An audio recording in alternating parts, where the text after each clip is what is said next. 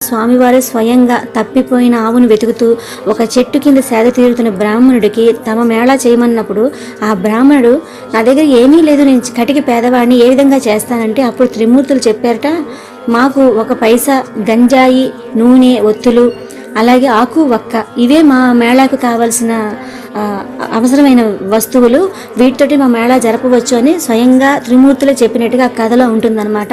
అప్పటికప్పుడు ఆ అడవిలోనే తన గావాంచాన్ని చింపి దాన్ని ఒత్తులుగా చేసి ఆ బ్రాహ్మణుడు పూజ చేస్తాడనమాట. అంటే అంత సింపుల్గా చేసుకోవచ్చు, నమ్మకంతో చెయ్యాలి, భక్తితో చెయ్యాలనేది మనకు అక్కడ స్పష్టం అవుతుంది. బ్రహ్మ, విష్ణు, మహేశ్వరులు ఈ ముగ్గురిని కలిపి త్రిమూర్తులు అంటారండి.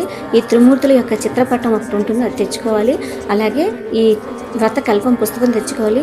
అలాగే 3 రాగివి లేదా ఇత్తడివి చెంబులు తెచ్చుకోవాలండి. చెంబులు లేకుండా గ్లాసులు ఉన్నాయి అంటే అవైనా కూడా పెట్టుకోవచ్చు. అలాగే గంజాయి ఈ కథలో చాలా ప్రాముఖ్యత అనమాట, కొద్దిగా కూడా వేసుకోవాలి.